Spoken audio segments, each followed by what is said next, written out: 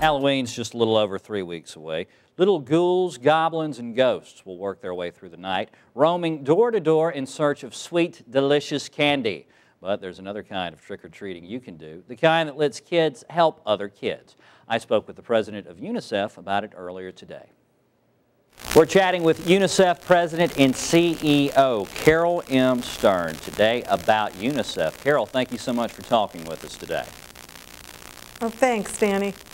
Now, the folks at home are probably familiar with people coming around, especially during Halloween, and collecting for UNICEF, but they don't necessarily know who you guys are and what it is that you do. Could you tell us a little bit about what UNICEF is? Sure. You know, UNICEF is the organization that relentlessly fights for the development and the basic survival of children all around the globe, doing whatever it takes in 190 plus countries and territories around the world. Whatever kids' basic needs are, UNICEF is helping to meet them. Tell us a little bit about trick-or-treating for UNICEF. How does that work, and what do you guys hope to achieve?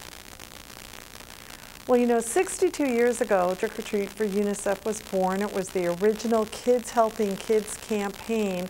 When kids go around on Halloween collecting candy, they carry one of our little boxes and they collect change as well. It doesn't take a lot of money to provide very life-saving support to a child, and so the dollars they collect go a long, long way. I can imagine. Now, I understand that it's not your typical trick-or-treat this year. You guys have made a few changes. What's different? Well, first of all, the box. The box used to be one solid little orange box, and this year we have 6 little creatures you can see up front here that kids can pick from. But even more exciting this year, Chloe Grace Moretz, our spokesperson, is leading the charge on our Create a Character contest. You can get a blank box and design your own. There's a couple examples of what some kids have done already here. And then you can download what you've done onto our website, trickortreatforunicef.org, all one word, trickortreatforunicef.org. We're going to pick 3 of those designs and actually create a limited edition print for next year, so you could see your design out on boxes all around your community next year.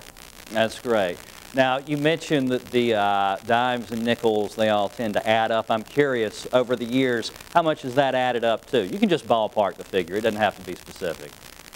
Well, in the 62 years, we've raised over $167 million from our Trick or Treat for UNICEF campaign. Wow, that is fantastic. Yeah, pretty amazing. When you think that $1 buys enough water for a child for 40 days, think how many lives have been saved by kids in America. Now, you guys are pretty good friends with Key Club International, too. Talk about the relationship you have with that organization.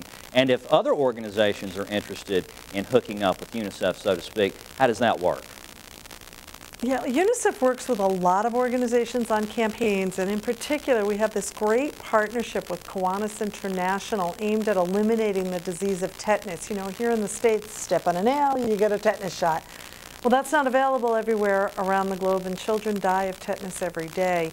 And Key Clubs is working with us, and they have thus far raised $5 million for UNICEF. It's a pretty awesome and impressive group of young people.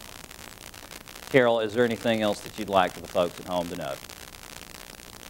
Sure. Well, you know, Halloween is great for kids, but it's really great for families and for adults, too. You can put a little box on your desk at work, let people drop their change in. I put it in the kitchen by the phone. You know, we put our loose change at the end of the day. You can text a gift in right now. All you have to do is text the letters TOT to UNICEF. The number is 864-233, and that gift will show up on your phone bill next month. Or if you happen to be taking an American Airlines flight internationally between the 24th and 31st, you're going to find the flight personnel trick-or-treating in the aisles, and you can drop some change in. Now, Carol, will you be trick-or-treating for UNICEF this Halloween, and what do you plan to go dressed up as? Well, you know, I'm trying to make my final decision. Last year was the Good Witch Glinda, and this year we are, as a team, kind of picking our favorite superhero. So my kids are kind of taking bets on it, so I don't want to disclose which one I'll be yet, but it'll be a superhero. And yes, I'll definitely be trick-or-treating for UNICEF.